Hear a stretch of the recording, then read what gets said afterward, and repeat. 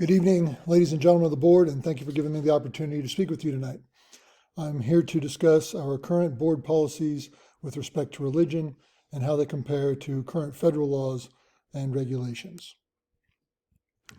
Currently, SV has the following board-approved policies. No religious belief or non-belief shall be promoted or disparaged by the district or its employees. Teachers may teach about religion, religious literature, and history, but are prohibited from promoting, expounding, criticizing, or ridiculing a religion. Temporary display of religious symbols is permitted as part of the curriculum. Holidays which have a religious and a secular basis may be observed.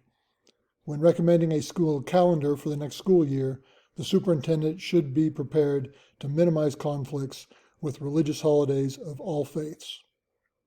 And school ceremonies shall be secular in nature. Additionally, a parent or guardian may request that the student be excused from participating in activities for religious reasons by completing the district's activity participation opt-out form, except as provided in board policy with regard to surveys about a student's or the student's parents' or guardian's personal beliefs or practices on issues such as sex, family life, morality, or religion. Any instrument designed to survey students, either by district staff or by an outside agency or individual, shall be made available for inspection by parents or guardians before the survey is administered. Students may be excused from school for obligatory religious observances, and the superintendent reserves the right to refuse distribution to students any materials by outside individuals or groups which creates material or substantial interference with normal school activity or appropriate discipline in the operation of the school. And then finally, the district is an equal opportunity employer and shall not discriminate in its employment practices and policies with respect to hiring, compensation, terms, conditions, or privileges of employment because of religion. The district is committed to maintaining a working and learning environment free from discrimination, insult, intimidation, or harassment due to race, color, national origin, religion, sex, age, genetic information, or disability. And lastly, discrimination against any individual on the basis of race, color, national origin, sex, disability, age, genetic information, or religion in the admission to, access to, treatment, or employment in the district's programs and activities is prohibited. So that is the Smoky Valley policies. Those are those. For comparison, I have recently read the 2019 Pew Report on Religion in Schools. The most pertinent information that I read was the 1984 Equal Access Act.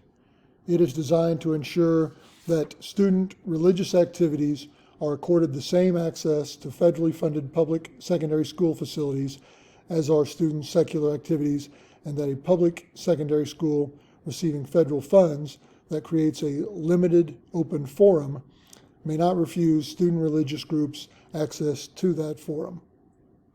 The United States Department of Education disseminated the following guidance on religious expression in public schools. A meeting, as defined and protected by the Equal Access Act, may include a prayer service, Bible reading, or other worship service. A public secondary school receiving federal funds must allow student groups meeting under the Act to use the social media from the school, including the public address system, the school newspaper, and the school bulletin board, to announce their meetings on the same terms as other non-curricular related student groups are allowed to use the school media. A federally funded secondary school triggers equal access rights for religious groups when it allows students to meet during their lunch periods or other non-instructional time during the school day, as well as when it allows students to meet before and after the school day. Similar to other groups, such as political student groups, the Equal Access Act permits religious student groups to allow only members of their religion to serve in leadership positions if these leadership positions are positions that affect the religious content of the speech at the group's meetings. The Pew Report also contains information about the rights of students, parents, teachers, and administrators in and out of the classroom. Students have the same right to engage in religious activity as they do to engage in comparable secular activities. They may offer a prayer or blessing before meals or assemble on school grounds for religious purposes to the same extent as other students who wish to express their personal views or assemble with others. They should be free from harassment or compulsion to participate, and they should not be favored nor disfavored on the basis of religious identity. Parents are guaranteed the right to control their children's education and have them opt out of activities they feel conflict with religious beliefs. School employees retain their right to free exercise of religion when off duty. When they are acting as representatives of a school system, however, courts have said their rights are constrained by the Establishment Clause of the First Amendment. Additionally, Pew examined the acceptable handling of religion in the classroom. The Supreme Court held that schools cannot force faculty to teach evolution or intelligent design because they are a religious belief and not accepted scientific theory. Courts have allowed districts to teach the Bible as literature, but ruled that they may not provide religious instruction. Holiday programs have also become regulated to ensure the predominance of secular selections and certify that students are not forced to sing or play music that offends their religious beliefs. Groups have also challenged that certain school policies discriminate against Christianity. The courts have typically ruled against such disputes. According to the United States Department of Education, school officials may not mandate or organize prayer at graduation or baccalaureate, or select speakers for such events in a manner that favors religious speech, such as prayer. In student commencement speeches, some courts have upheld the constitutionality of student-initiated religious speech, emphasizing the private origins of this kind of religious expression as long as school officials did not encourage or explicitly approve the contents.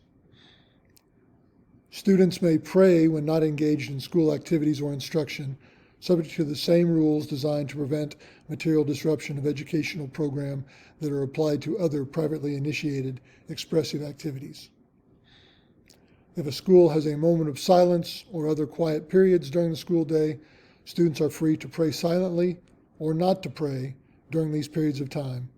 Teachers and other school employees may neither require, encourage, nor discourage students from praying during such time periods. My correlation, the relevance,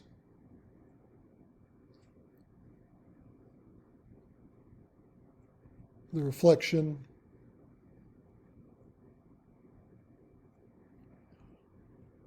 and if there are no questions, I thank you for your time and attention.